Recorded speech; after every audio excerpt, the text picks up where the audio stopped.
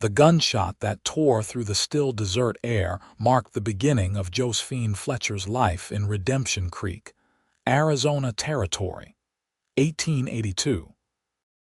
She had never meant to kill a man, but as the stagecoach robber collapsed in the dust with her father's old Colt smoking in her trembling hands, she knew there was no going back to the refined Boston existence she'd left behind. The hot Arizona sun beat down mercilessly as Josephine stood frozen, the weapon still extended before her. The other passengers, a traveling salesman, an elderly couple, and the wounded driver, stared at her with a mixture of awe and horror. The second robber had fled, leaving his partner bleeding out in the sand. "Miss," the driver managed through gritted teeth, clutching his arm where a bullet had grazed him, "you just saved all our lives." Josephine lowered the gun slowly, her ivory gloves now stained with gunpowder. I only meant to frighten him." Her voice barely rose above a whisper. The elegant traveling dress that had seemed so practical in Boston now clung to her uncomfortably in the desert heat, and her carefully pinned chestnut hair was coming loose around her face. "Meant to or not, you did what needed doing," the elderly gentleman said, helping his wife back into the stagecoach. "Though I reckon folks around here might look at you differently now." How prophetic those words would prove to be. 3 days later, Josephine sat alone at the far corner of the Silver Spoon Cafe in Redemption Creek, the whispers around her growing louder with each passing hour. News traveled fast in small towns, especially news about a proper Eastern lady who could handle a gun like a seasoned gunslinger. "They say she shot him clean through the heart at 20 paces. Eastern women ain't supposed to know about firearms. Something unnatural about a woman who can kill so easily." Josephine stared into her cooling tea, wishing the ground would swallow her whole. This wasn't how things were supposed to go. She had come west to take up the teaching position at the newly established school, to make a respectable living after her father's death had left her with little more than debts and his old service revolver. Now it seemed she had ruined any chance of being accepted before she'd even begun. "More tea, Miss Fletcher?" The waitress, a plump woman named Harriet, approached with a pot. "No, thank you. I should be going." "How much do I owe?" Josephine began gathering her belongings. "On the house today, miss. You've had a rough start." Harriet's kindness was unexpected. "That's very generous, but I couldn't possibly take it while it's offered," came a deep voice from behind her. "Folks aren't always so charitable in these parts." Josephine turned to find herself looking up into the most striking pair of blue eyes she had ever seen. They belonged to a tall man, broad-shouldered and sun-bronzed, with wheat-colored hair that curled slightly at the ends. He wore simple work clothes, a faded blue shirt, sturdy trousers, and well-worn boots, but carried himself with the easy confidence of someone comfortable in his own skin. "I don't believe we've been introduced, sir." Josephine straightened her posture, determined to maintain whatever dignity she had left. "Forgive me," he said, removing his hat to reveal more of that golden hair. "Forrest Landry. I run the ranch north of town." He didn't extend his hand, which struck Josephine as odd until she realized most of the town was watching their interaction with undisguised interest. "Josephine Fletcher, the new schoolteacher," she stood, gathering her reticule. "Or at least, I was meant to be." Forrest's expression revealed nothing. "I heard about what happened on the road, nasty business." "Yes, well," Josephine swallowed hard. "It seems my arrival has been somewhat more eventful than anticipated." A hint of a smile touched the corners of his mouth. "That's one way of putting it."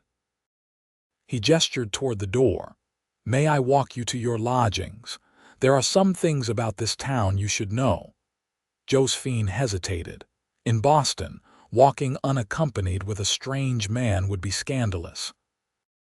but she was beginning to realize that the rules of Boston society held little sway in the Arizona territory. "Thank you, Mr. Landry. I would appreciate that." As they stepped onto the boardwalk, the late afternoon sun cast long shadows across the dusty Main Street.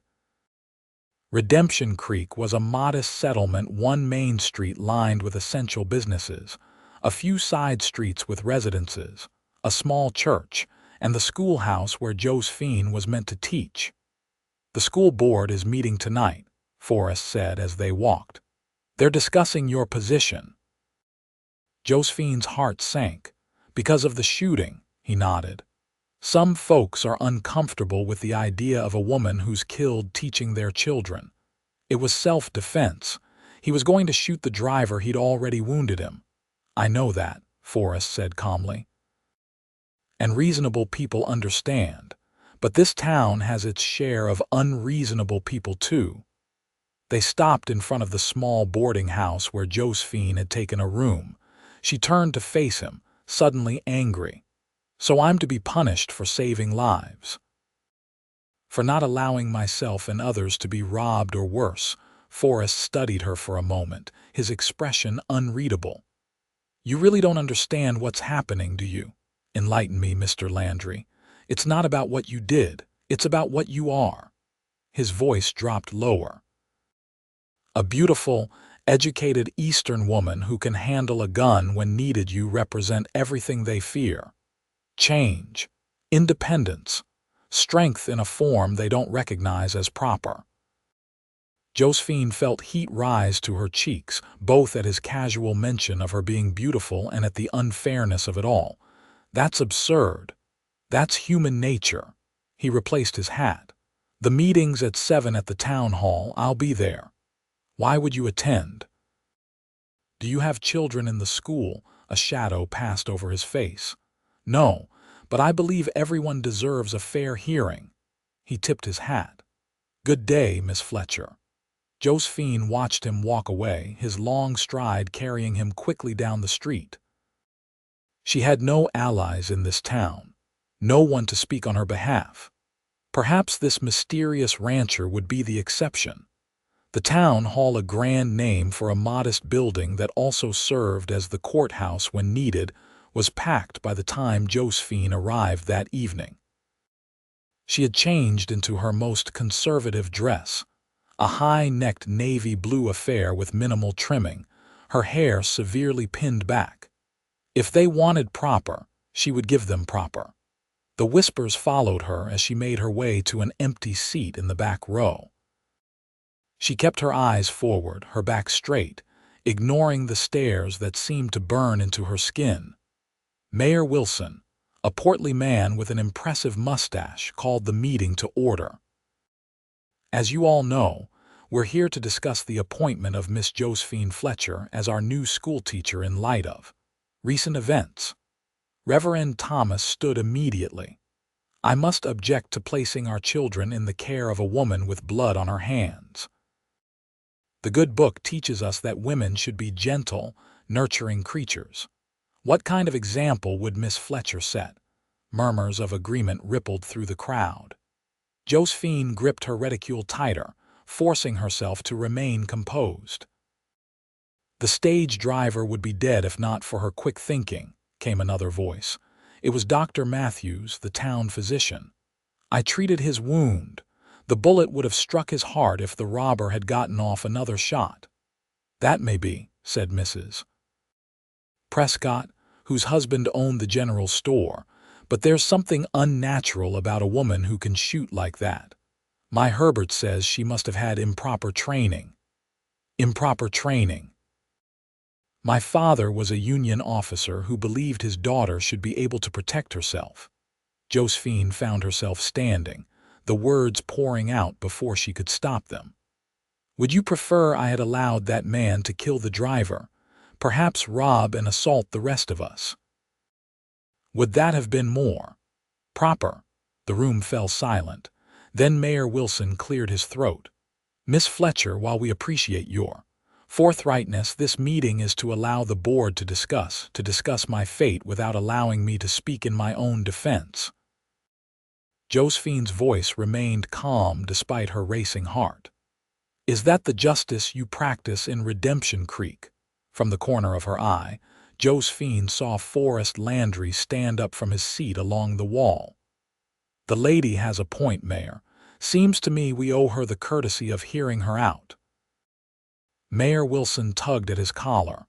"Very well. Miss Fletcher, you may address the board." Josephine took a deep breath. "I came to Redemption Creek because I believe in education. I believe that knowledge is the greatest gift we can give the next generation. Yes, I killed a man, and I will carry that burden for the rest of my days. But I did so to protect innocent lives, the very same instinct that would lead me to protect your children should harm ever threaten them." She looked around the room, meeting as many eyes as she could. "Judge me not by one terrible moment, but by my intentions and my capabilities. I am a qualified teacher. I can instruct your children in reading, writing, arithmetic, history, and the sciences. I can prepare them for a changing world. All I ask is the opportunity to prove my worth." The silence that followed was deafening until a slow clap began from the back of the room. It was Forrest, his eyes fixed on her with an expression that might have been admiration. "Well said," he remarked, then addressed the board. "I don't have children in the school, but I pay taxes that support it. I say we judge Miss Fletcher on her teaching, not her ability to protect herself and others." "Easy for you to say, Landry," called out a man Josephine didn't recognize. "You live out on that ranch of yours, away from decent folk. Some of us have to think about the moral character of those influencing our young ones." Forrest's jaw tightened. "And what exactly are you implying about my character, Jenkins?" The tension in the room shifted, and Josephine sensed there was history here she didn't understand. Mayor Wilson banged his gavel. "That's enough. We'll take a vote among the school board members only." He looked at the 5 board members seated in the front row. "All in favor of retaining Miss Fletcher as schoolteacher, raise your hands." 2 hands went up immediately. Dr. Matthews and Mrs. Abernathy, an elderly widow whose late husband had been the town's previous mayor. Those opposed? Reverend Thomas raised his hand, as did Mr. Peterson, who owned the bank. It came down to the 5th member, Mr. Roberts, who ran the livery stable. He looked uncomfortable, his eyes darting between the other board members. "Mr. Roberts," the mayor prompted. "Aye. Well." He glanced at Josephine, then at Forrest, who was watching him intently. "I suppose everyone deserves a chance to prove themselves. I vote in favor, provided there's a probationary period." Josephine nearly sagged with relief. Mayor Wilson didn't look pleased, but he nodded. "Then it's decided. Miss Fletcher will begin her duties as planned, with a review of her performance in 1 month's time." The meeting adjourned with a bang of the gavel, and people began filing out, some still muttering their disapproval. Josephine remained seated, needing a moment to collect herself. "Congratulations, schoolteacher," Forrest said, approaching her seat. "You won the battle, but the war's just beginning." "Thank you for your support, Mr. Landry, though I'm not sure why you offered it. Let's just say I understand what it's like when people make up their minds about you without knowing the whole story." He offered her his arm. "May I escort you back to your boarding house?" The walk back was quieter this time, the streets mostly empty as night settled over Redemption Creek.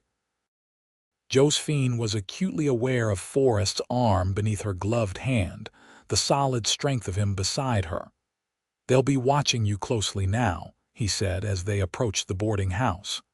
"Every lesson, every word, every gesture." "I'm accustomed to scrutiny," Josephine replied. "Though I admit the standards seem somewhat inconsistent here," Forrest chuckled. "That's putting it mildly." He stopped at the bottom of the porch steps. "Word of advice: lock your door at night. That second robber who got away, there's talk he might have friends in these parts." A chill ran down Josephine's spine. Do you think I'm in danger? I think a woman who can shoot like you is never completely defenseless, he said with a hint of admiration. But caution never hurt anyone. I'll keep that in mind. She hesitated. Mr. Landry, may I ask why people seem to react to you the way they do? There was clearly some history with that man Jenkins at the meeting. Forrest's expression closed off. Small towns have long memories, Miss Fletcher. Some things are hard to live down. He tipped his hat. Good night. I'll check in on you when I'm next in town. Before she could press further, he was gone, striding away into the darkness. Josephine's first day at the schoolhouse dawned bright and clear. She arrived early, wanting to ensure everything was in order before her students arrived. The schoolhouse was a simple one-room building with rows of desks facing a larger teacher's desk at the front. A blackboard covered most of the front wall, and a pot-bellied stove stood in the corner for the winter months. She had just finished writing "Welcome" students on the blackboard when the door opened and a young girl of about 10 entered, her blonde hair in neat braids. She carried a small posy of wildflowers. "Good morning," Josephine said with a warm smile. "You're early." The girl approached shyly, holding out the flowers. "These are for you, Miss Fletcher. Mama said we should make you feel welcome." Touched, Josephine accepted the small bouquet. "Thank you very much. They're lovely. What's your name?" "Emma Matthews. My pa is the doctor." "Ah, then, I have your father to thank for his support last night as well." Emma looked down at her shoes.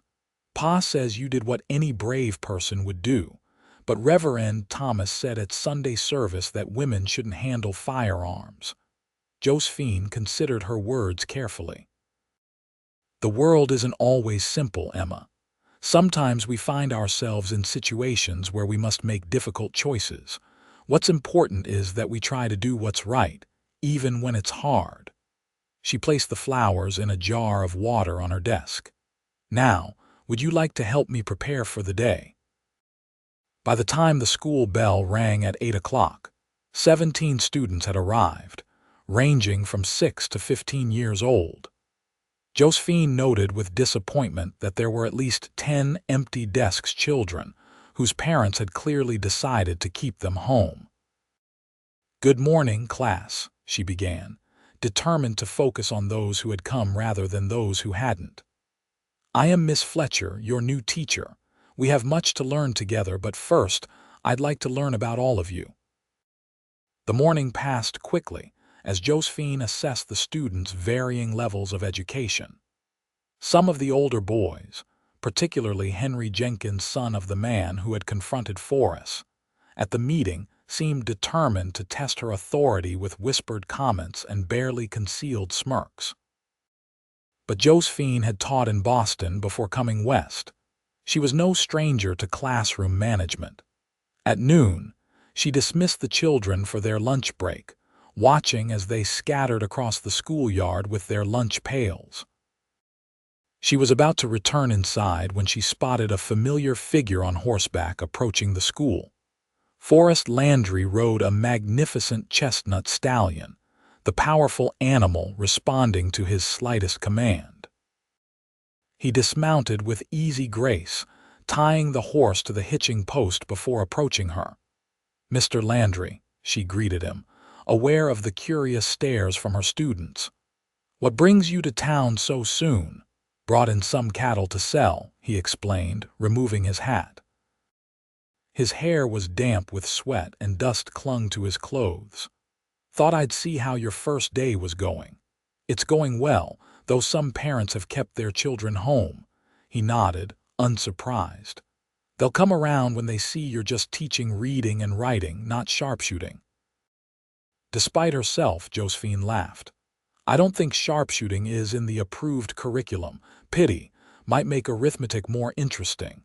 His eyes crinkled at the corners when he smiled. "I see young Jenkins is here. Having any trouble?" "Nothing I can't handle." "His father's been spreading talk about you and about me for supporting you." Josephine frowned. "I'm sorry to have caused you difficulty." "Don't be. Jenkins has hated me for years. This is just a convenient excuse."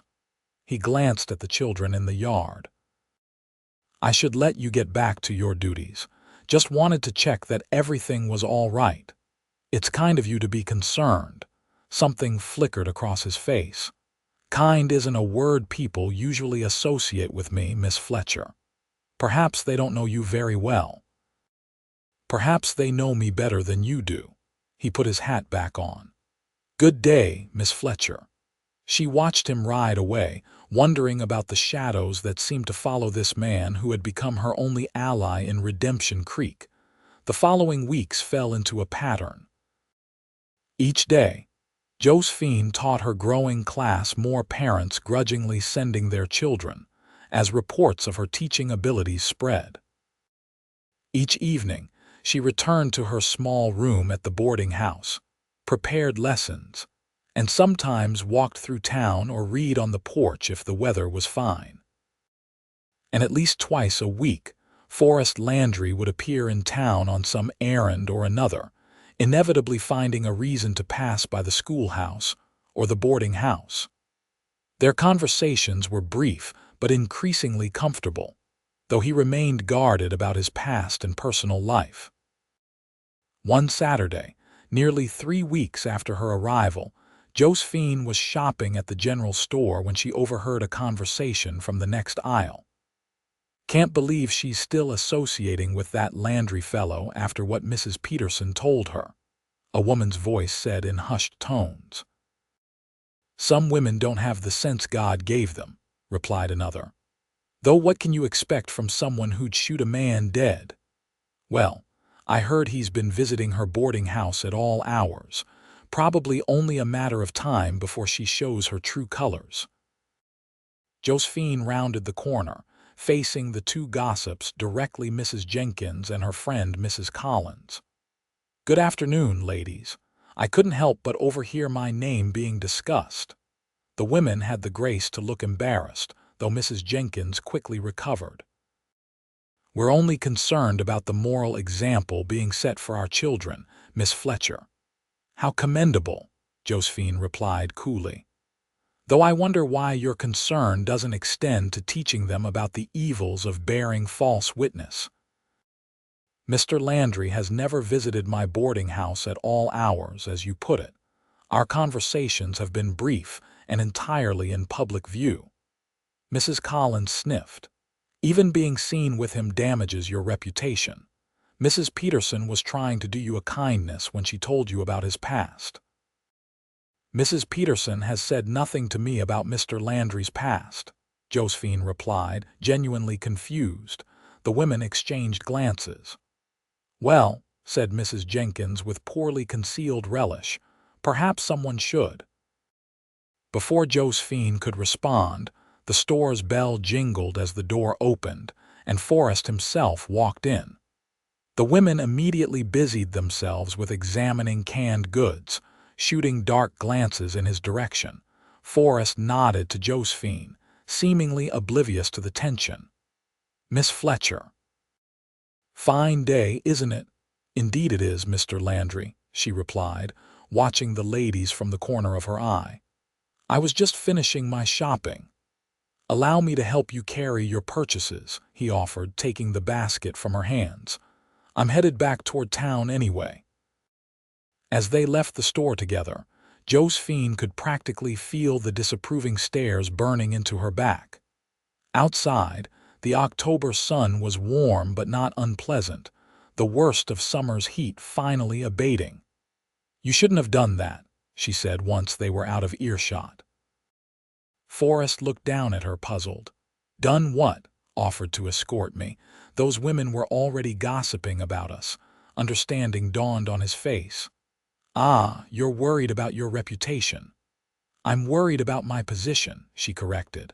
"The school board's review is in less than a week." He stopped walking, turning to face her directly. "Do you want me to stay away from you, Miss Fletcher? Will that make things easier?" Josephine hesitated. The truth was, she had come to look forward to their brief encounters, to his dry wit and unexpected insights. In a town where most people still regarded her with suspicion, he had been a consistent ally. "No," she admitted finally, "but I would like to understand why my association with you is considered so problematic. What is this past that Mrs. Peterson should have warned me about?" A muscle ticked in his jaw. "It's not a story for the middle of Main Street." "Then where?" "When?" He considered for a moment. "Tomorrow's Sunday. Do you attend church services?" "I have been, yes." "Meet me afterward. I'll take you for a drive and we can talk properly." He handed her basket back. "For now, I think it's best if you finish your errands alone." Sunday morning found Josephine sitting rigidly in the church pew, trying to focus on Reverend Thomas's sermon rather than the whispers and glances directed her way. The Reverend had chosen to preach on the virtue of meekness, a choice Josephine suspected was not coincidental. "Blessed are the meek," he intoned, his eyes seeming to linger on Josephine, "for they shall inherit the earth." The Lord favors those who know their place, who accept with humility the roles he has ordained for them. Josephine kept her expression neutral, though inside she was seething. Nothing in her reading of Scripture suggested that God intended women to be defenseless or subservient. Her father, a deeply religious man despite his military career, had taught her that strength and faith were compatible virtues. After the service, she made polite conversation with a few parents of her students, conscious that many eyes were watching her interactions. When most of the congregation had dispersed, she spotted Forrest waiting by a handsome buggy at the edge of the church grounds, away from the remaining parishioners. "You didn't attend the service," she observed as she approached. "The Reverend and I have theological differences," he replied dryly, helping her into the buggy. "Primarily about who's welcome in his church." He climbed in beside her and took up the reins, guiding the horse away from town and toward the open countryside. They rode in silence for a time, the buggy wheels crunching over the packed dirt road, mesquite and sagebrush stretching out around them beneath a vast blue sky. "Where are we going?" Josephine finally asked. "Nowhere in particular, just somewhere we can talk without an audience." He glanced at her. "Are you comfortable? The sun's getting warm." "I'm fine." She adjusted her bonnet slightly. "Mr. Landry, I'd like to know what everyone in town seems to know except me." He sighed, his hands steady on the reins. "I suppose I owe you that much, since you've been dragged into it." He was quiet for a moment, gathering his thoughts. "I came to this territory in '75 after the war, bought land north of what would become Redemption Creek, started building my ranch. I kept to myself mostly, worked hard." The town grew up slowly around the creek. Josephine listened intently, watching his profile as he spoke. In '79, a young woman named Sarah Blackwood came to town with her father. He was opening a new saloon, pretty girl about 19. His voice took on a distant quality. "We courted for a time. Her father didn't approve, wanted her to marry someone with money and connections, not a rancher still building his spread. But Sarah was determined." He guided the horse around a bend in the road. "We planned to marry that spring." But in February there was an incident in town. A group of drunks started causing trouble at the saloon. I wasn't there when it began, but I arrived as things were getting ugly. One of them had Sarah cornered. His knuckles whitened on the reins. I intervened. There was a fight. One of the men pulled a knife, a local tough named Harris. When it was over, Harris was dead, and I had a knife wound in my side. "Self-defense," Josephine said softly. "That's what the territorial judge ruled, but Harris was Jenkins's cousin. And Mr. Blackwood decided I was too dangerous for his daughter. He forbade her from seeing me, threatened to disown her." Forrest's voice grew flat. "Sarah chose her father's fortune over our future. A month later, she married Peterson's son, the banker's boy who'd been sweet on her all along." The same Peterson who sits on the school board. Who voted against me? Forrest nodded. The very same. Sarah died in childbirth a year later. The baby too. Pain flickered across his face. Some in town, Jenkins and his crowd especially, claim I put a curse on her by touching her. Say any woman I get close to is doomed. Josephine stared at him, appalled. That's superstitious nonsense. Of course it is. But grief and hatred make people believe strange things. He pulled the buggy to a stop atop a small rise that offered a view of the surrounding landscape. In the distance, Josephine could just make out a cluster of buildings that must be Forrest's ranch. They call me Death Touch behind my back. Say I'm unfit for decent company, especially women's company. And that's why my association with you is considered inappropriate, Josephine said, understanding dawning. Not just because of your past violence, justified as it was, but because of this ridiculous superstition. The violence alone would be enough, he said with a humorless smile.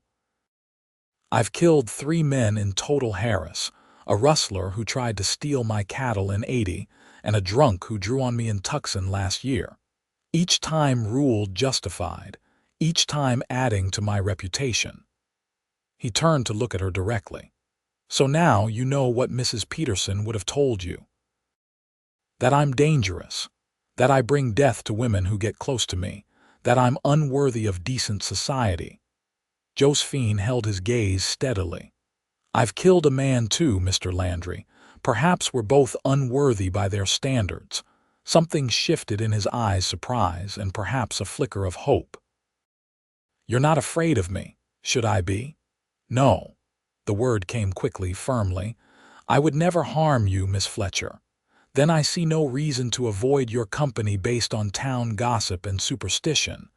She adjusted her gloves. Though I understand now why it might be prudent for us to be less visible in our association, at least until after the school board's review. He studied her for a long moment. You're unlike any woman I've ever met. I'll take that as a compliment, she replied with a small smile. It was meant as one. He picked up the reins again. We should head back before your absence is noted. They rode in companionable silence for a time, the landscape rolling by around them.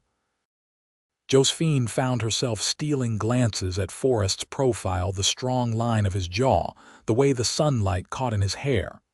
May I ask you something personal? She ventured finally. Seems only fair given what I've shared. Why did you help me?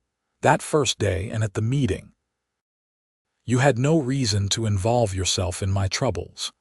He considered her question carefully. When I heard about what happened on the stagecoach, how the town was already judging you, it reminded me of how quickly people made up their minds about me. How they never looked past that one violent moment to see anything else. He shrugged slightly.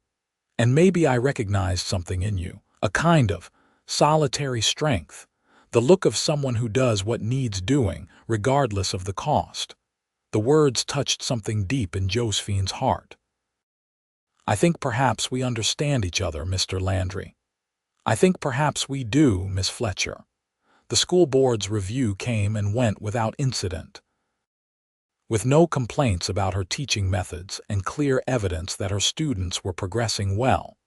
Even Reverend Thomas and Mr. Peterson had to grudgingly vote to maintain her position. Josephine threw herself into her work, expanding the curriculum to include more advanced subjects for the older students, and organizing a small library corner with books donated by Dr. Matthews and a few other supporters. True to their understanding, she and Forrest maintained a careful distance in public. He still came to town regularly, but their interactions were brief and formal. Yet Josephine found herself watching for him, a flutter of anticipation in her chest whenever his tall figure appeared in the distance.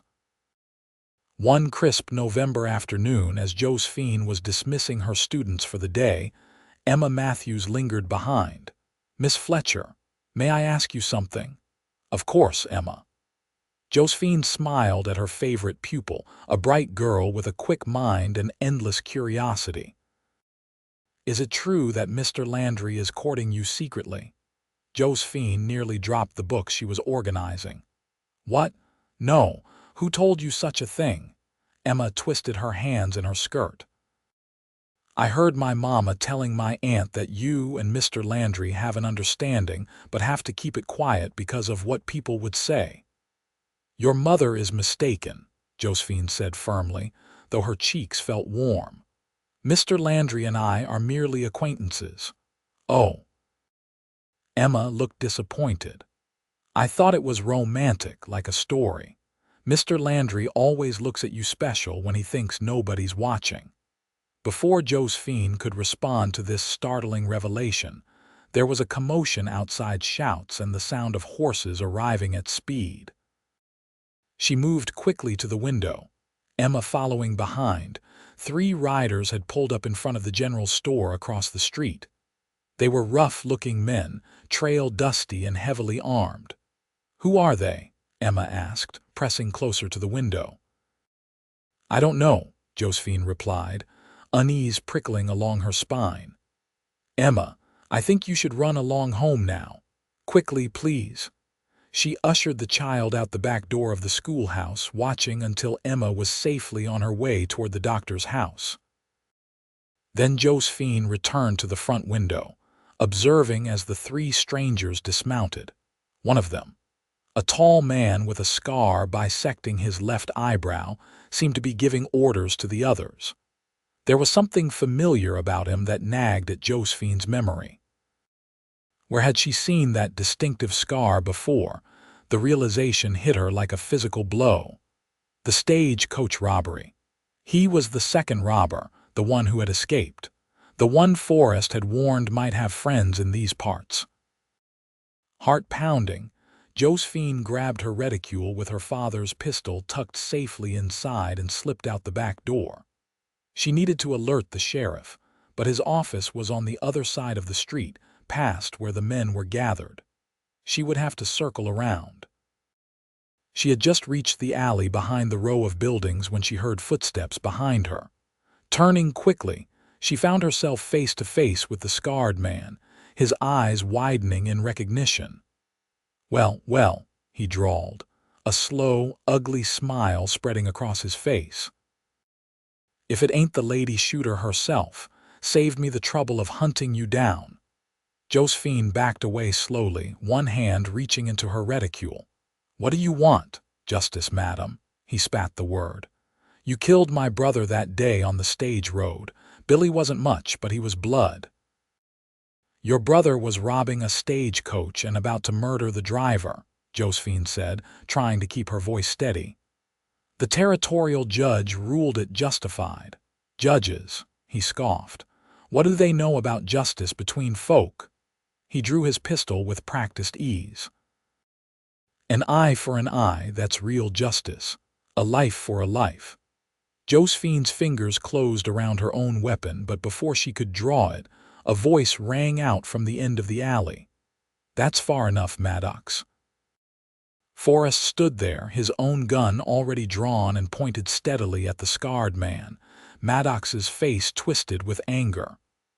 Landry, should have known you'd be mixed up with this murdering woman. Put the gun down and walk away, Forrest said, his voice cold and controlled. This doesn't have to end badly. It ended badly the moment she shot Billy, Maddox snarled, but his gun hand wavered slightly.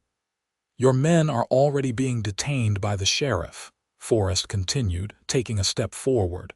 You're alone. Think about your next move carefully. A tense silence stretched between them. Josephine held her breath, acutely aware that she was standing between 2 armed men, both capable of violence. Finally, Maddox lowered his gun slightly. This ain't over, he growled. Not by a long shot.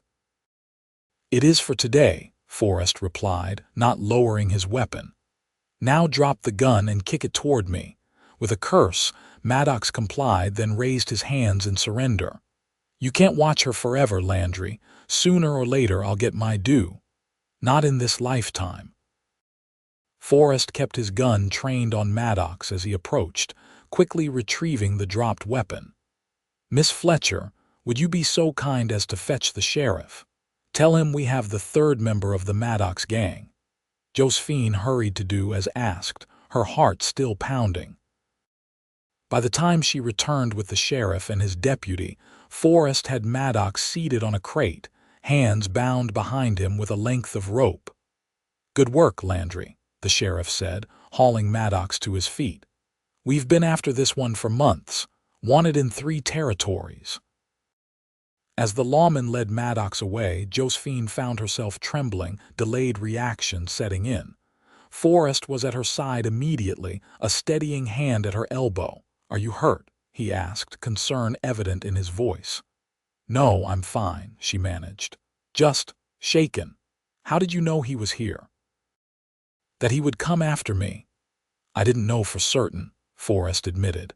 "But there were rumors about the Maddox gang being in the area. When I rode into town and saw strangers' horses, I got worried, asked around and heard they were asking questions about a lady teacher." His jaw tightened. "I got to the schoolhouse just as I saw him follow you into the alley." "You saved my life," Josephine said softly.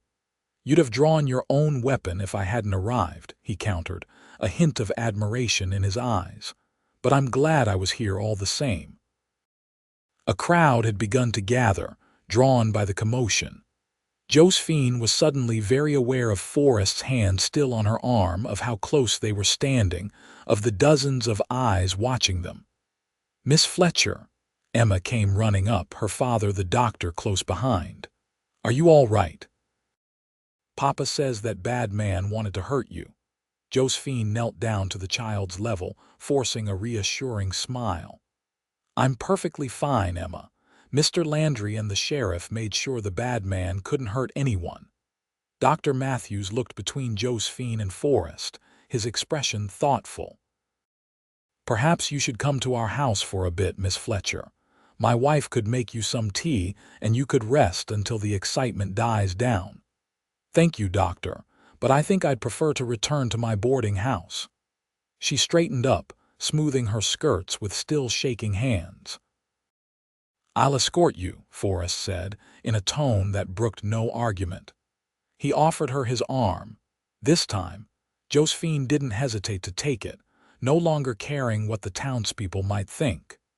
As they walked away from the curious onlookers, she leaned slightly into his solid strength. "Everyone will talk," she murmured. "Let them," he replied, covering her hand with his free one. "Some things are more important than gossip." At the boarding house, Mrs. Wilson, the proprietress, fussed over Josephine, insisting she take a medicinal brandy for her nerves. Forrest declined to enter, mindful of propriety despite the day's events. "I'll check on you tomorrow," he promised, still standing on the porch. "Try to rest." "Mr. Landry," Josephine said impulsively, "thank you. Not just for today, but for believing in me from the beginning when no one else would." Something powerful flashed in his eyes. "You're a woman worth believing in, Josephine." It was the first time he had used her given name, and the sound of it in his deep voice sent a shiver through her that had nothing to do with fear. That night, unable to sleep despite her exhaustion, Josephine sat at the small desk in her room writing a letter to her aunt in Boston, the only family she had left. She had been sending regular updates about her new life, carefully editing out the more dramatic aspects. But tonight, she found herself writing the full truth about the stagecoach robbery, about the town's initial rejection, about Forrest. "I find myself drawn to him in a way I've never experienced before," she wrote, her pen hesitating over the words. "He is not what would be considered a suitable match in Boston society. He has killed men. His reputation here is complicated at best. And yet," she paused, struggling to articulate the connection she felt with this complex, solitary man. "And yet there is a fundamental decency in him, an integrity that transcends the violence in his past. When he looks at me, I feel truly seen for perhaps the first time in my life. Not as a proper Boston lady, not as an oddity who can handle a gun, but simply as myself with all my contradictions and complexities. She set down her pen, rereading what she had written. Was it merely gratitude she felt toward Forrest Landry? Or something deeper, something that frightened and exhilarated her in equal measure? The following weeks brought changes to Redemption Creek.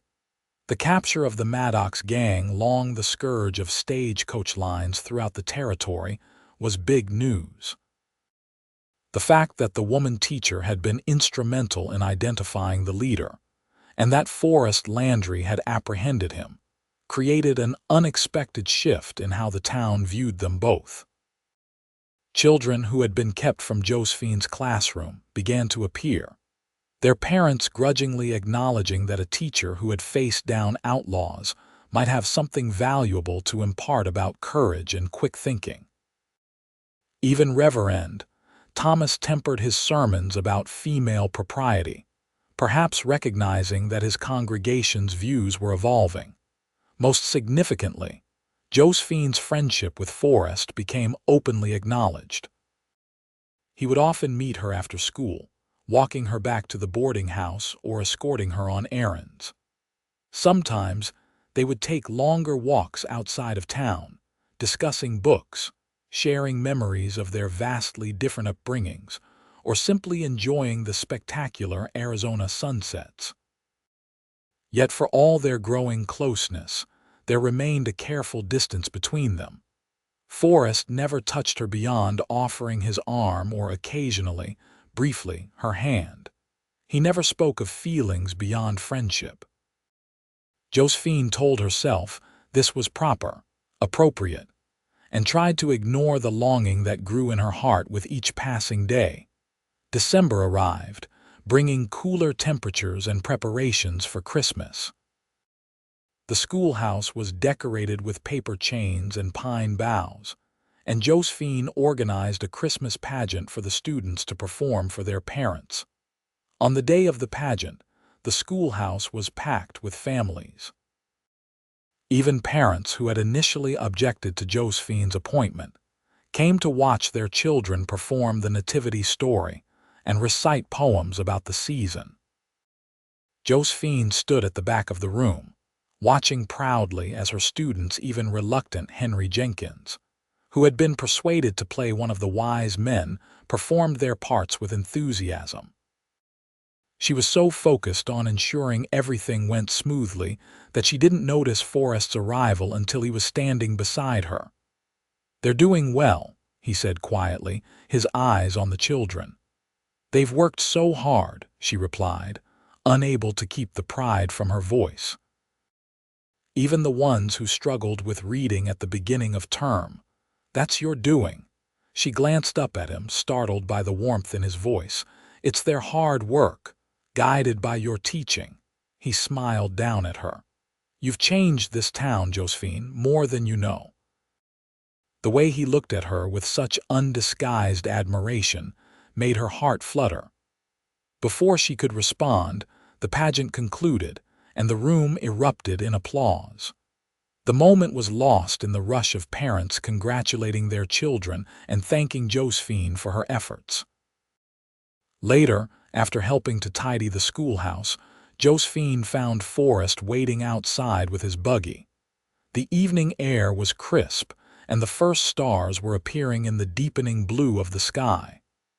"I thought you might appreciate a ride back to town," he said. "It's getting cold for walking." "Thank you," she said, accepting his help into the buggy. "It was kind of you to come to the pageant. I wouldn't have missed it." He settled beside her, arranging a warm blanket over her lap before taking up the reins. "Besides, I wanted to ask you something." "Oh." "Christmas is in 2 weeks," he began, his eyes on the road ahead. "I usually spend it alone at the ranch, but this year, well, I was wondering if you might do me the honor of joining me for Christmas dinner." Josephine felt a rush of pleasure at the invitation. I would like that very much." "It won't be fancy," he warned. "My housekeeper, Mrs. Diaz, makes a fine meal, but it's not what you'd be used to in Boston." "Mr. Landry," she said gently, "my Christmases in Boston were often quite lonely affairs after my father passed. A simple meal with a friend would be far preferable." He glanced at her, something unreadable in his expression. "Then it's settled." He hesitated, then added, "And Josephine, I think after all we've been through, you might call me Forrest when we're not in company." "Forrest," she repeated, liking the feel of his name on her tongue. "Yes, I think I can manage that." The ride back to town seemed all too short. When they arrived at the boarding house, Forrest helped her down from the buggy, his hands strong and steady at her waist. For a moment they stood close together in the gathering darkness, neither quite ready to part. "Thank you for the ride," Josephine said softly, "and for coming to the pageant. It meant a great deal to me." "Josephine," he began, his voice low and intent, but whatever he had been about to say was interrupted by Mrs. Wilson opening the front door. "Miss Fletcher, there you are. You have a visitor waiting in the parlor, been here nearly an hour." Puzzled, Josephine looked back at Forrest. "I should go see who it is." "Of course." He stepped back, the moment broken. "Good night, Josephine." "Good night, Forrest." Inside, Josephine removed her bonnet and gloves, wondering who could be calling on her at this hour. As she entered the parlor, a tall, elegantly dressed man rose from the settee. Her heart sank as she recognized him. "Richard," she said, her voice flat with surprise. "What on earth are you doing in Arizona territory?" Richard Harrington, the son of her father's former business partner and her almost fiancé in Boston, smiled his familiar, charming smile. "Is that any way to greet an old friend who's traveled thousands of miles to see you? How did you even know where I was?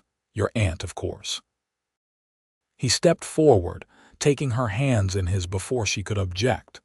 "Josephine, you've been greatly missed. Your sudden departure left many questions unanswered." She withdrew her hands firmly. "I left a letter explaining that I had accepted a teaching position out west. There was nothing sudden about it. I had been applying for positions for months after it became clear that my father's estate left me little choice but to support myself." Richard's handsome face took on an expression of concern. "That's exactly what troubled me. There was no need for you to exile yourself to this wilderness." He glanced around the modest parlor with barely concealed disdain. "I was prepared to offer for you, as you well know." "You were prepared to offer after my father died and left debts, rather than the fortune you had assumed would come with me as your wife," Josephine corrected coolly. "Forgive me if I found the timing suspect." He at least had the grace to look slightly abashed. "Perhaps I should have made my intentions clearer earlier, but I'm here now, Josephine. I've come to bring you home." "Home?" She stared at him in disbelief. "This is my home now, Richard. I have a position here, responsibilities, students who depend on me." "Surely they can find another teacher," he dismissed. "Josephine, be reasonable. A woman of your background, your refinement, doesn't belong in a place like this, teaching common children living in such reduced circumstances." He lowered his voice. "There are rumors, disturbing rumors, about your involvement with violence, about your association with a known gunman." Anger flared hot within her. "You've been in town less than a day and already listening to gossip." "I arrived on the afternoon stage. Naturally, I made inquiries about your situation while waiting for you to return." His expression grew serious. "What I heard concerns me greatly. This man Landry, he's dangerous, Josephine. Unsuitable company for a lady." "You know nothing about Forrest Landry," she said, her voice tight with controlled fury. "Nothing about what kind of man he truly is." Richard's eyebrows rose at her use of Forrest's given name. "I see the rumors of your familiarity with him aren't exaggerated. "Josephine, think of your reputation." "My reputation," she laughed without humor. "My reputation here was established when I shot a man to save innocent lives, when I stood my ground against prejudice and superstition, when I proved myself as a teacher and a woman of principle." She drew herself up to her full height. "I'm not the same woman who left Boston, Richard, and I have no intention of returning." He stared at her for a long moment as if seeing her for the first time. "You've changed." "Yes," she agreed simply. "I have." "At least give me the courtesy of considering my offer," he pressed. "I'll be staying at the hotel for a few days. We could speak again when you've had time to think." Josephine was about to refuse outright when Mrs. Wilson appeared in the doorway. "Miss Fletcher, I must insist that your visitor depart. It's getting quite late and we do have rules about calling hours." "Of course," Richard said smoothly, reaching for his hat and gloves. "My apologies for the intrusion. Good evening, Mrs. Wilson. Josephine, I'll call on you properly tomorrow." After he had gone, Josephine sank onto the settee, her mind whirling. Richard's appearance was the last thing she had expected or wanted. His presence threatened to complicate her life just when it had finally begun to settle into a pattern that felt right. What troubled her most was the thought of Forrest learning about Richard's arrival and misinterpreting it. Would he believe she had a suitor from her past, that she might be leaving Redemption Creek? The idea of causing him pain was unbearable. The next morning, Josephine rose early, determined to speak with Forrest before Richard could make his promised call. But as she descended the stairs, Mrs. Wilson informed her that Richard was already waiting in the parlor. "He arrived at the very earliest acceptable hour," the older woman said disapprovingly. "Most insistent young man." With a sigh, Josephine entered the parlor to find Richard examining a book from the small shelf in the corner. He looked refreshed and impeccably dressed, as if the journey west had been no more taxing than a stroll through Boston Common. "Good morning, Richard," she said formally. "I'm afraid I can't entertain you for long. School begins in an hour, and I have preparations to make." "Of course," he said, setting the book aside. "I thought perhaps I might accompany you to the schoolhouse and observe your teaching methods. I've always had an interest in education." The thought of Richard scrutinizing her classroom, evaluating her as if she were a curiosity on display, made her bristle. "That won't be possible today. The children are working on special Christmas projects and visitors would be a distraction." Disappointment flickered across his face, quickly replaced by determination. "Then perhaps you'll allow me to escort you there, and may I call on you this evening? We have much to discuss." Josephine recognized the strategy to be seen publicly with her, to establish himself as a suitor in the eyes of the town, to stake a claim. "Richard, I meant what I said last night. I have no intention of returning to Boston." "And I have no intention of giving up so easily," he countered smoothly. "Not when I've come all this way."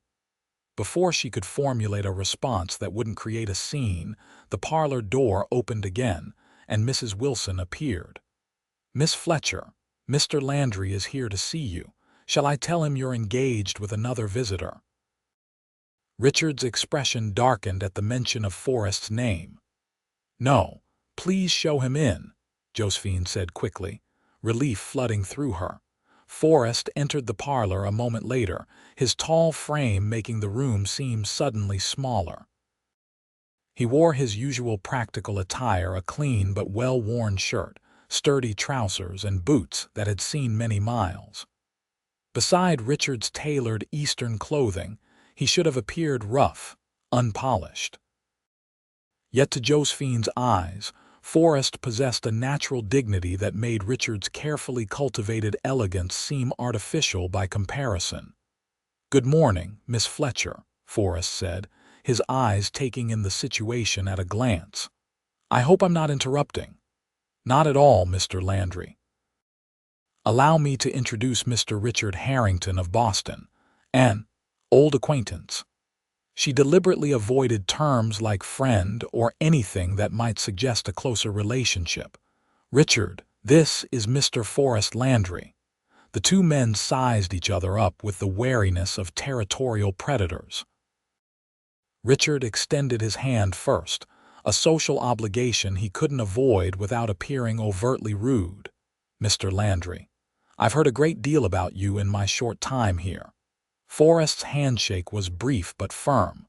Can't say the same, Mr. Harrington. Josephine hasn't mentioned you. The use of her given name was deliberate. Josephine knew a subtle claim of intimacy that Richard couldn't miss. Indeed, his mouth tightened almost imperceptibly. Miss Fletcher and I have a long history in Boston, Richard replied. I've come to persuade her that her future lies there, not in this frontier settlement. Is that so? Forrest's voice remained even, but Josephine could see the tension in his shoulders. Seems to me Miss Fletcher is more than capable of deciding her own future. Quite right, Josephine interjected, stepping forward. And I've already made my decision clear, Richard. My life is here now. Richard's eyes narrowed slightly. We'll discuss this further when we're alone, Josephine. Actually, Forrest said, I came by to escort Miss Fletcher to the schoolhouse. We have a matter to discuss regarding the Christmas festivities. It was a transparent excuse, but Josephine seized it gratefully. Yes, thank you for reminding me, Mr. Landry. Richard, if you'll excuse us. Richard looked as though he wanted to object, but years of social training prevailed. Of course. Perhaps we could meet for dinner at the hotel this evening. I'm afraid I have papers to grade, Josephine replied, gathering her things quickly. Good day, Richard. Outside, the morning air was brisk and clean, a welcome relief from the tense atmosphere of the parlor. Forrest offered Josephine his arm, which she took gratefully. Thank you, she said quietly as they walked. Your timing was impeccable. Who is he really? Forrest asked, his voice controlled but with an undercurrent of something Josephine couldn't quite identify. Concern. Jealousy.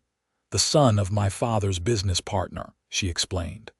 After my father died, Richard offered marriage conveniently after learning there was no fortune to be had. I declined and came west instead. Forrest was quiet for a moment. And now he wants you back, so he says. She sighed. I think his pride was wounded when I refused him. Richard isn't accustomed to being denied what he wants. Are you sure that's all it is? He glanced down at her, his expression guarded. He's a man of your world, Josephine. Educated, wealthy, polished. The kind of man a Boston lady would be expected to marry. Josephine stopped walking, turning to face him directly. Is that what you think I want? To return to Boston society and its suffocating expectations. To marry a man who sees me as an appropriate accessory to his ambitions rather than a person in my own right. Forrest's eyes searched hers. I think you deserve every happiness, whatever form that takes. And I wouldn't blame you if you sometimes missed the comforts and security of your former life. The only security in that life was the security of knowing exactly what was expected of me to be decorative, agreeable, and ultimately subservient to my husband's wishes. She shook her head fiercely. I found something far more valuable here, independence, purpose, the freedom to be myself without apology. A hint of a smile touched Forrest's mouth, and the freedom to shoot stagecoach robbers, despite everything, Josephine laughed. That was hardly planned, but yes, I suppose so. They resumed walking, a more comfortable silence between them now. As they approached the schoolhouse, Forrest spoke again. Will you tell him about what happened with Maddox? About the stagecoach? He already knows, or at least the town's version of it, Josephine replied. He mentioned disturbing rumors about violence and about, she hesitated, about your association with a known gunman, Forrest finished for her, his voice dry. Yes. She looked up at him apologetically. He doesn't understand this place or the people in it. He sees everything through the lens of Boston propriety. And how do you see things, Josephine? The question was soft but weighted with significance. They had reached the schoolhouse steps. No students had arrived, yet she was early as usual. Josephine turned to face Forrest, gathering her courage. I see a man who has been judged unfairly by those who don't know him, she said, meeting his gaze steadily. A man of honor and principle who has stood by me when others wouldn't. A man who makes me feel. She faltered, then pushed on. Who makes me feel understood and valued for exactly who I am. Something powerful flared in Forrest's eyes. He took a step closer, close enough that she could feel the warmth of him in the cool morning air. Josephine, he began, his voice rougher than usual, I've tried to keep my distance, to be just a friend to you because that's what I thought you needed. What would be proper? But if there's a chance that you might feel something more. I do, she whispered, her heart pounding. I have for some time.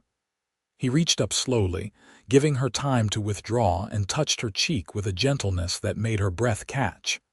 They say I'm unworthy of touching something so pure, he said, his voice barely audible. That I bring death to what I love. Josephine leaned into his touch, covering his hand with her own. Then let me touch heaven, she replied, because loving you could never bring me anything but life. For a moment, time seemed suspended between them. Then Forrest lowered his head, and his lips met hers in a kiss so tender, it brought tears to her eyes. His arms encircled her waist, drawing her closer, and hers found their way around his neck, propriety forgotten in the joy of finally acknowledging what had been growing between them for months. When they parted, both slightly breathless, Forrest rested his forehead against hers. I've wanted to do that since the day you stood up to the town council and told them exactly what you thought of their judgment. Josephine laughed softly. And I've wanted you to since you walked me home that same evening. He brushed a strand of hair from her face. What about Harrington? He won't give up easily, I suspect. Let him try, she said with newfound confidence. I know my own mind and heart. The sound of approaching children's voices reminded them of where they were. Forrest stepped back reluctantly, though he kept hold of her hand. I'll come by the boarding house this evening, he said, to make our understanding official if that's what you want. It is, she assured him. Very much so. He lifted her hand to his lips. Until then. As Forrest walked away and her students began to arrive, Josephine felt a sense of rightness settle over her. Whatever challenges lay ahead, Richard's persistence, the town's lingering prejudices, the hardships of life in the territory, she would face them with Forrest beside her. For the first time in her life, she had found someone who saw her strength as a virtue rather than a flaw, who valued her independence rather than seeking to curtail it. She had found home, not in a place, but in a person who let her be herself completely. That evening, Richard was waiting on the boarding house porch when Josephine returned from school. His expression was determined, his posture rigid with resolve. I must speak with you privately, he said without preamble. What I witnessed this morning was concerning. I don't believe we have anything further to discuss, Richard, Josephine replied, trying to move past him to the door. He blocked her path. Josephine, you're not thinking clearly. This place, these people, they've confused you. That man Landry is dangerous. Everyone in town knows it. Everyone in town is wrong, she said firmly, and I would appreciate it if you would step aside. I can't let you throw away your life on some frontier killer. Richard's controlled facade cracked, revealing genuine distress beneath. Your father would be horrified. The mention of her father stung, but Josephine held her ground. My father taught me to judge people by their character, not by gossip or reputation. He would have respected Forrest Landry far more than he ever respected you, Richard. Richard flinched as if she had slapped him. You don't mean that. This isn't you speaking, it's this wild place. It's changed you. Yes, she agreed. It has, for the better. She stepped around him decisively. I won't ask you again to move aside. Is there a problem here? The sheriff stood at the bottom of the porch steps, his thumbs hooked in his belt near his holstered gun. No problem, Sheriff, Josephine said quickly. Mr. Harrington was just leaving. Richard glanced between Josephine and the lawman, clearly weighing his options. Finally, he stepped back with a stiff bow. This conversation isn't finished, Josephine. I believe it is, she replied, then nodded to the sheriff as she entered the boarding house. Inside, Mrs. Wilson was hovering in the hallway, clearly having observed the confrontation through the window. Are you all right, Miss Fletcher? That young man seems most persistent. I'm fine, thank you, Josephine assured her. And I'm expecting Mr. Landry this evening. Would it be possible for us to use the parlor? Mrs. Wilson's eyebrows rose, but she nodded. Of course. Though I should tell you, tongues are already wagging about you two after this morning. What do you mean? The older woman's expression softened into something almost maternal. You were seen kissing outside the schoolhouse, dear. Mrs. Jenkins was taking her laundry to the washerwoman and happened to pass by. Josephine felt her cheeks warm. I see. For what it's worth, Mrs. Wilson continued, I think Mr. Landry is a fine man, despite what some might say. He's always been proper and respectful in my establishment. And the way he looks at you, she smiled. Well, a woman my age recognizes true feeling when she sees it. Touched by this unexpected support, Josephine impulsively squeezed the landlady's hand. Thank you, Mrs. Wilson. That means a great deal. Now go freshen up. I'll send Mr. Landry in when he arrives. Forrest arrived precisely at 7, dressed in what Josephine recognized as his best clothes, a clean black coat over a white shirt, dark trousers, and boots polished to a shine. His hair was neatly combed, and he had trimmed his beard. He looked handsome and slightly nervous, which she found endearing. Mrs. Wilson showed him into the parlor, where Josephine waited, similarly having taken extra care with her appearance. She wore her best dress, a deep blue that brought out the warmth in her brown eyes, her hair arranged more elaborately than usual. You look beautiful, Forrest said as soon as they were alone, his eyes taking in every detail. Thank you. You look quite handsome yourself. He smiled, some of the nervousness easing from his expression. I don't dress up often, no real cause to at the ranch. Well, I appreciate the effort. She gestured for him to sit. Would you like some tea? Actually, I'd prefer to get right to the point if that's all right with you. He remained standing, his hat in his hands.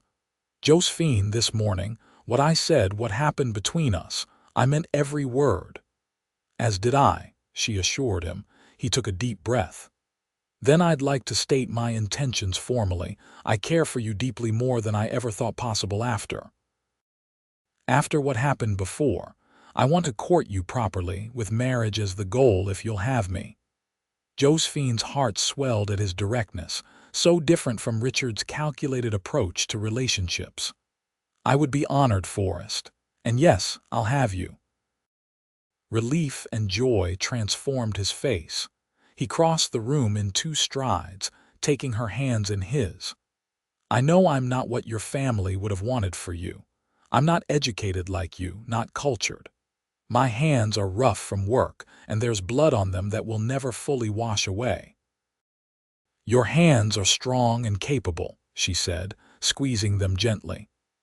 They've built a home from wilderness, protected the innocent, held me with more tenderness than I've ever known. They're exactly the hands I want holding mine for the rest of my life. Forrest brought her hands to his lips, kissing them reverently. I love you, Josephine Fletcher. I think I have since that first day when you stood up to the entire town without flinching." "And I love you, Forrest Landry," she replied, her heart full to bursting. "I love your courage, your honesty, your unwavering sense of justice. I love that you truly see me and value what you see." He drew her into his arms, kissing her with a passion that made her previous courtship experiences seem pale and lifeless by comparison. When they finally broke apart, both breathless, he pressed his forehead to hers. "I should speak to your family," he said. "Ask permission properly." Josephine smiled at this nod to tradition. "My only family is my aunt in Boston, and I'm of age to make my own decisions. But if it would make you feel better, you could write to her." "I will," he promised. "And Josephine, I know this won't be easy. There will be talk, opposition. Your friend Harrington won't give up without a fight. Let them talk. Let him try," she said with newfound confidence. "We've faced worse together already." The sound of someone clearing their throat made them step apart. Mrs. Wilson stood in the doorway, her expression both apologetic and amused. "Excuse me, but there's someone at the door asking for Miss Fletcher. Most insistent." She glanced meaningfully at Forrest. "It's that Boston gentleman again." Forrest's jaw tightened, but Josephine placed a calming hand on his arm. "Let me handle this," she said quietly, then to Mrs. Wilson, "Please show Mr. Harrington in." When Richard entered the parlor and saw Forrest standing beside Josephine, his face darkened. "I see I'm interrupting," he said coldly. "Yes, you are," Josephine replied evenly. "But perhaps it's for the best. There's something you should know, Richard." She moved closer to Forrest, taking his hand deliberately. "Mr. Landry and I have an understanding. We intend to marry." Richard stared at them in disbelief. "You can't be serious. Josephine, this is madness. You barely know this man." "I know him better than I ever knew you," she countered. "I know his character, his heart. I know that he respects me as an equal, not as a possession." "He's a killer," Richard burst out, his composure fracturing. "Everyone in town has told me about his past, about the men he's shot, about the woman who died after being with him." Forrest took a step forward, his expression dangerous, but Josephine tightened her grip on his hand, keeping him beside her. "Those stories are twisted versions of the truth," she said calmly. "Forrest has killed in self-defense and to protect others, just as I did. As for Sarah Blackwood, she died in childbirth, a tragedy that happens to countless women, including my own mother." "You're defending him," Richard said incredulously. "You've completely lost your senses." "No, Richard. For the first time in my life, I'm seeing clearly." She straightened her posture. "I'm sorry you traveled all this way for nothing, but my decision is made. I'm staying in Redemption Creek, and I'm going to marry Forrest Landry." Richard looked between them, his expression shifting from disbelief to cold anger. "Your father would turn in his grave."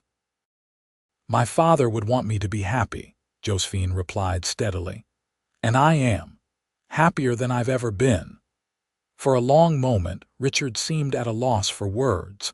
Then he straightened his shoulders, his face settling into the mask of polite indifference he wore in difficult social situations.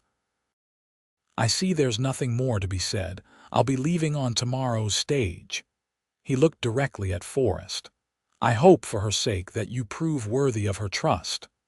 "That will be my life's work," Forrest replied evenly. With a stiff bow, Richard turned and left. When the front door closed behind him, Josephine released a breath she hadn't realized she was holding. "Are you all right?" Forrest asked, studying her face with concern. "Yes," she assured him. "Better than all right. I feel free." Christmas Day dawned clear and crisp, the Arizona desert transformed by a rare dusting of snow that had fallen during the night. Josephine gazed out the window of Mrs. Wilson's parlor, where the boarding house residents had gathered to exchange small gifts before going their separate ways for the day's celebrations. Dr. Matthews had kindly offered to drive Josephine out to Forrest's ranch, saving her from the longer journey by stagecoach. As she waited for him to arrive, she smoothed her hands over her best dress, a rich burgundy that she had carefully packed from Boston, saving it for a special occasion. The past week had been a whirlwind. Richard had departed on the stage as promised, leaving behind a formal letter releasing any claim to their understanding, a final gesture of Boston propriety that had made Josephine smile wryly. More significantly, Forrest had spoken with Reverend Thomas about performing their wedding ceremony in the spring, after the worst winter weather had passed. The Reverend had been reluctant until Dr. Matthews, and surprisingly, Mr. Roberts from the livery had vouched for Forrest's character. The town was slowly beginning to accept what was happening between the schoolteacher and the rancher, though whispers still followed them when they walked together. A knock at the door announced Dr. Matthews's arrival. Mrs. Wilson hurried to answer it, returning with both the doctor and an unexpected visitor, Emma, dressed in her Christmas finery, a small package clutched in her hands. "Miss Fletcher," the girl rushed forward. "Papa said I could come along to Mr. Landry's ranch if it's all right with you. And I made you this." She thrust the package forward eagerly. Touched, Josephine unwrapped it carefully to find a handmade bookmark embroidered with flowers and the words for Miss Fletcher with love. "It's beautiful, Emma," she said sincerely, hugging the child. "Thank you. And of course you're welcome to join us."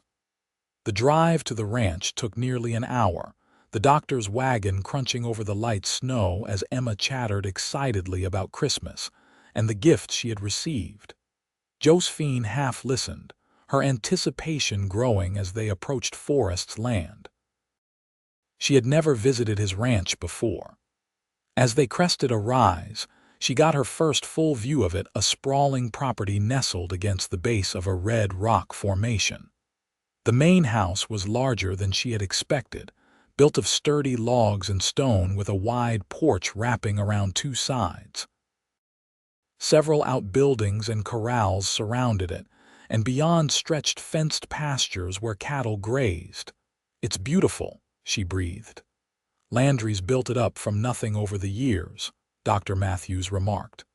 "Started with just a claim and a tent, from what I understand."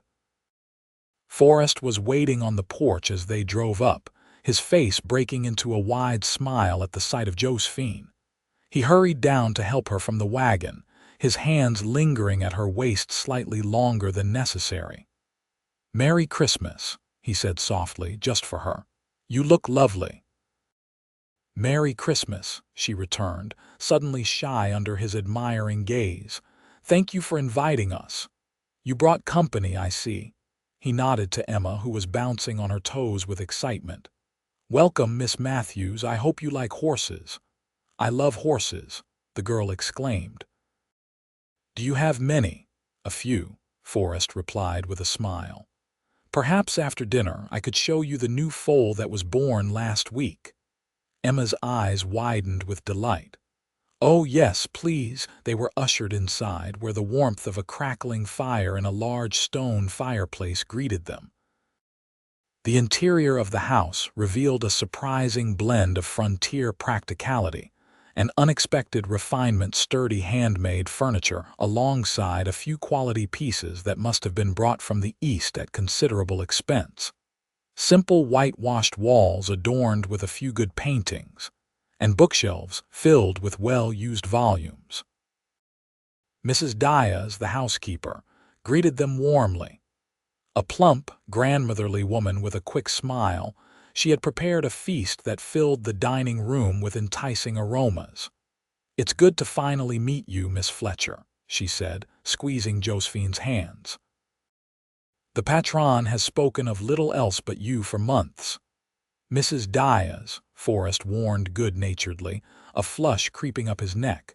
The older woman merely laughed. "It's Christmas, patron. A time for truth." Dinner was a joyous affair, the conversation flowing easily among the small gathering.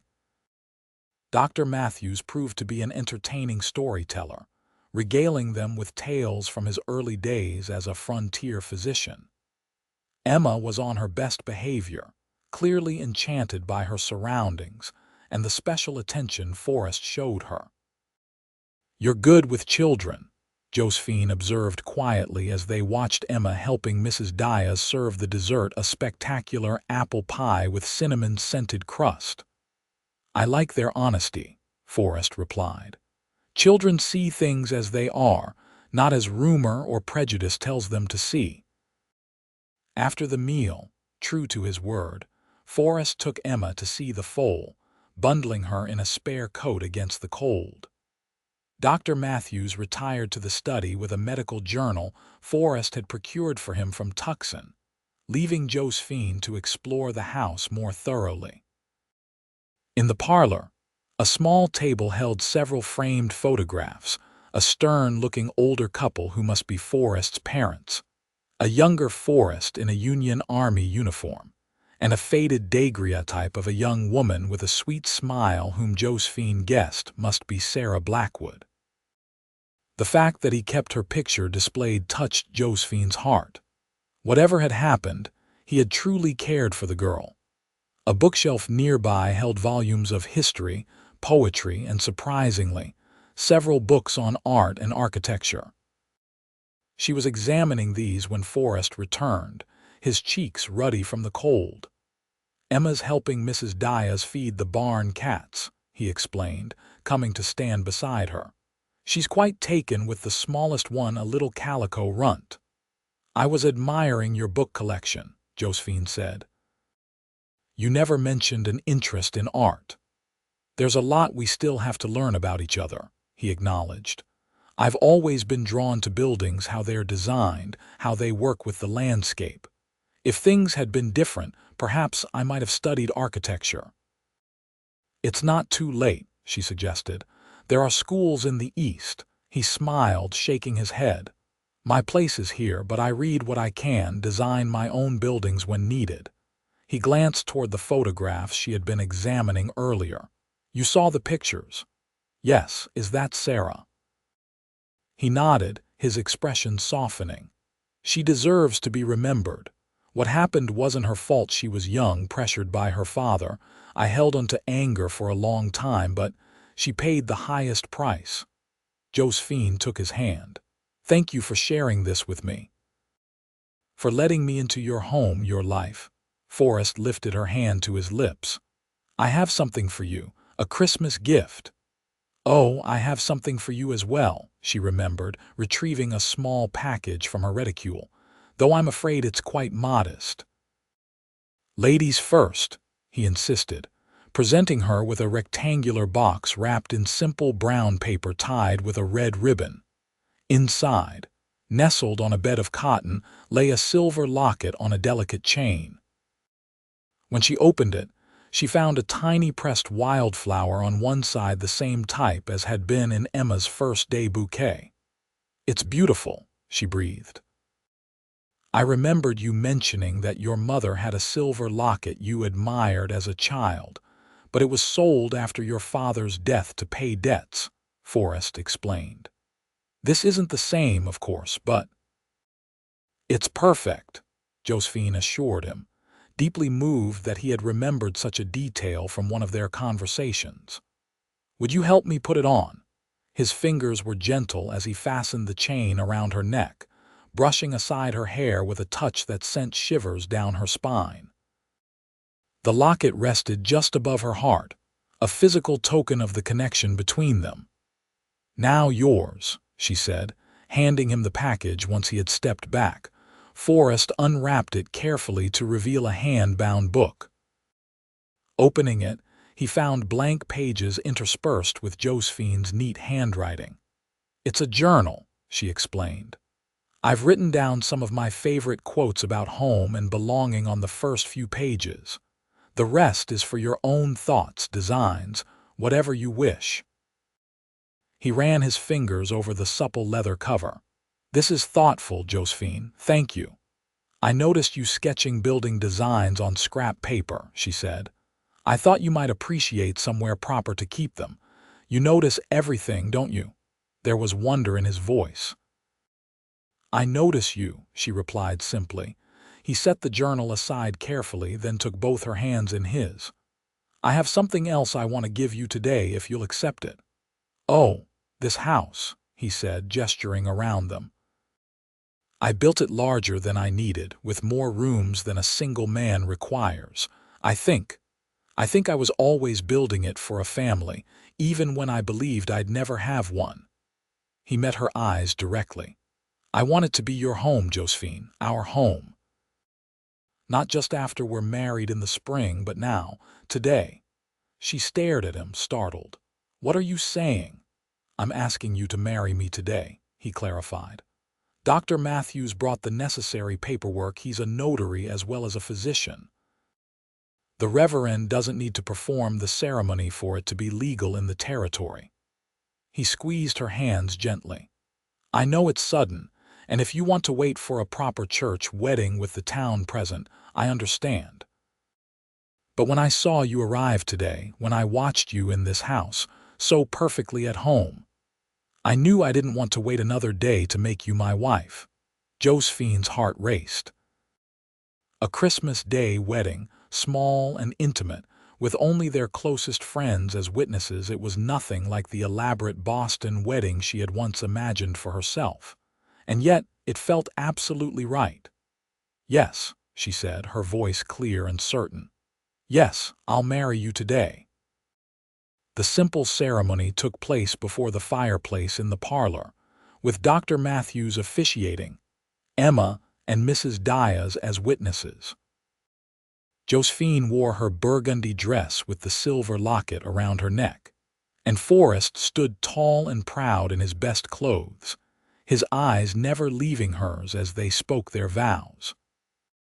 I, Forrest James Landry, take you, Josephine Marie Fletcher, to be my lawful wedded wife, he said, his deep voice steady despite the emotion evident in his eyes.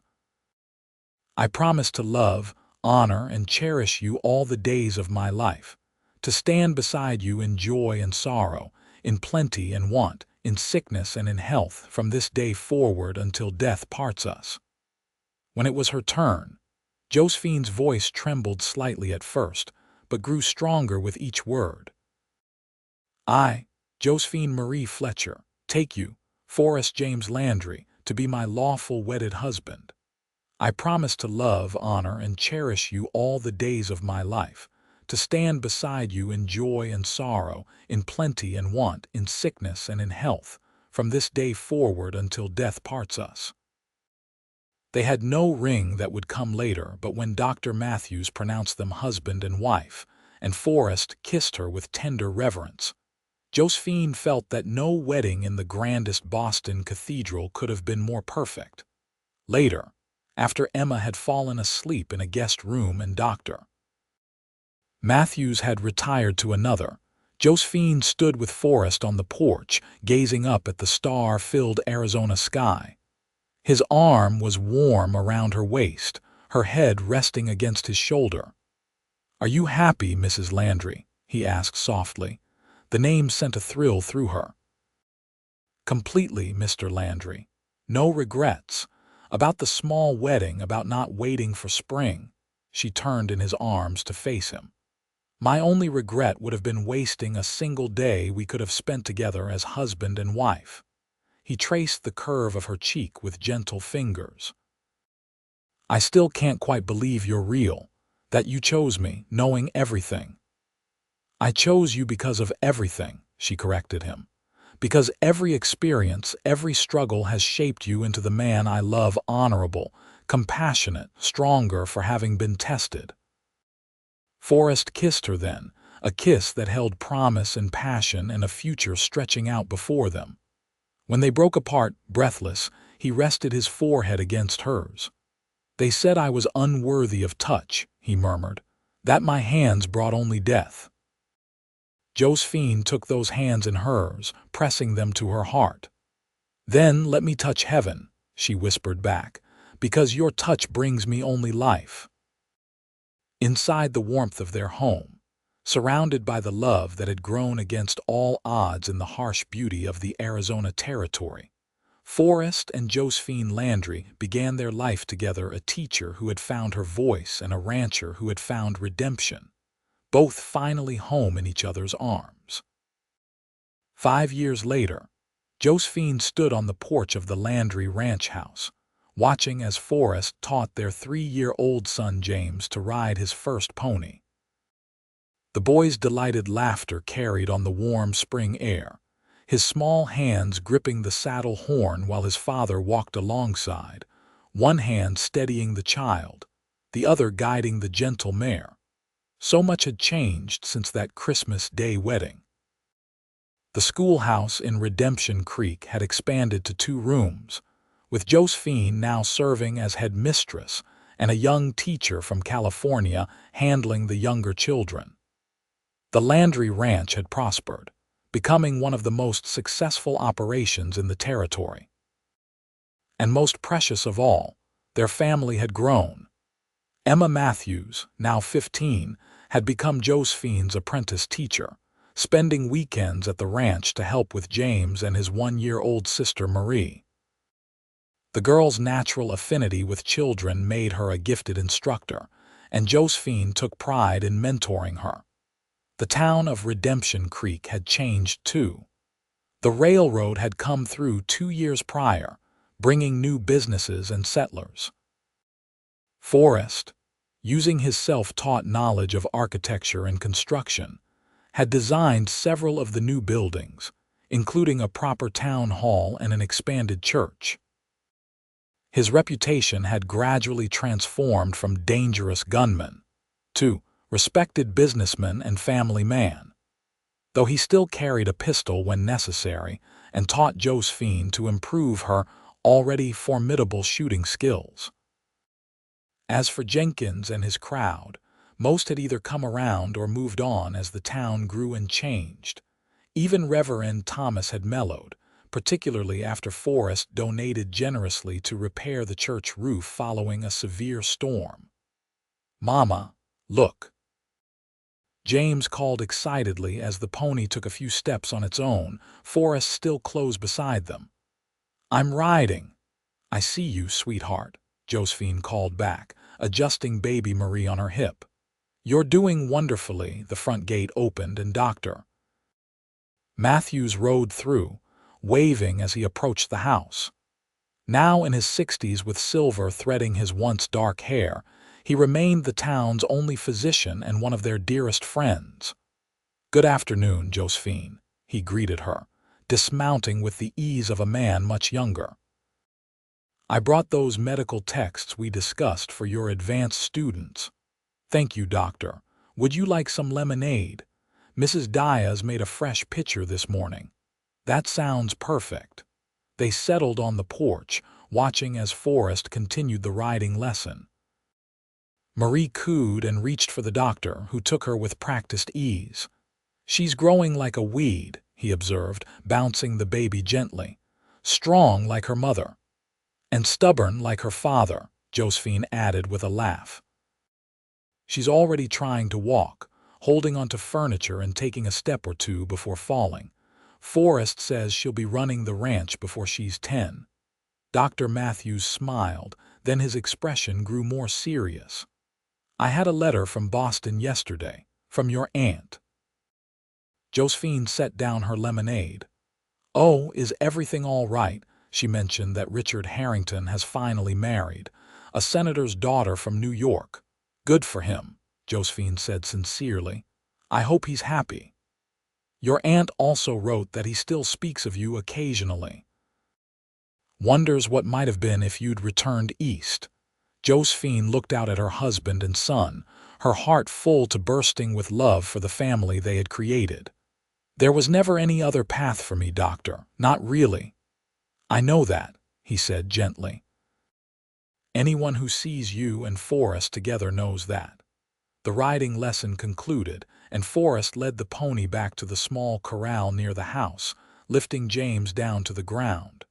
The boy immediately ran toward the porch, his face flushed with excitement. "Mama, Doctor, did you see? I rode all by myself." "You certainly did," Dr. Matthews affirmed, setting Marie in her basket to free his hands for examining the boy's scrapes from an earlier fall. "You'll be a fine horseman like your father." Forrest joined them, his shirt sleeves rolled up, hat pushed back on his head. Despite the passing years and the occasional gray hair at his temples, he remained as handsome as the day Josephine had first seen him in the Silver Spoon Cafe. More so, perhaps, with the contentment that now softened his features.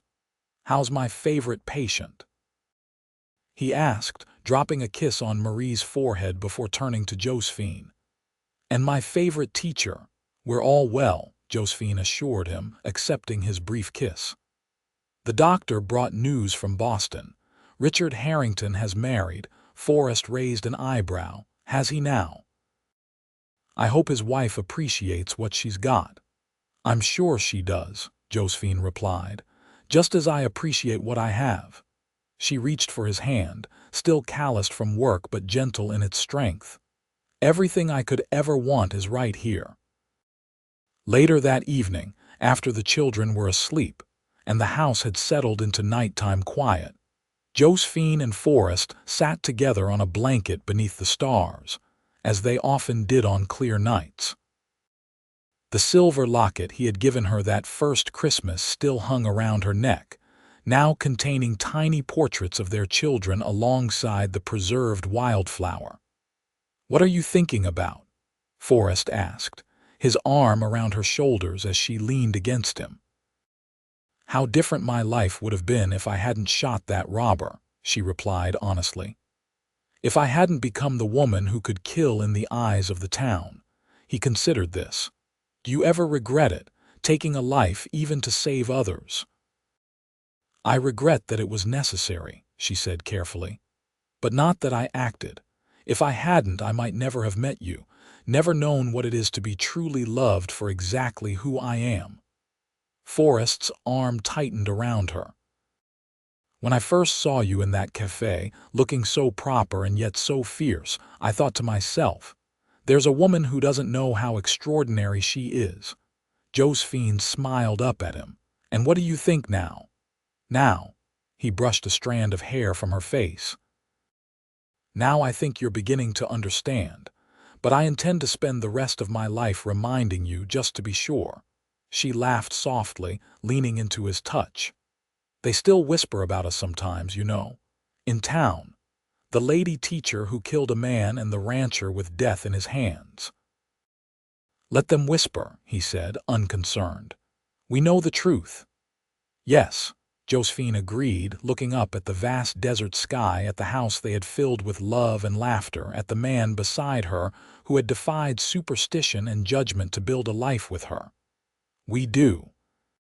Forrest's hand found hers, their fingers intertwining as naturally as breathing. "They called you unworthy of touch," she murmured, echoing the words that had become a private affirmation between them. "And you said, 'Let me touch heaven,'" he finished, bringing their joined hands to his lips.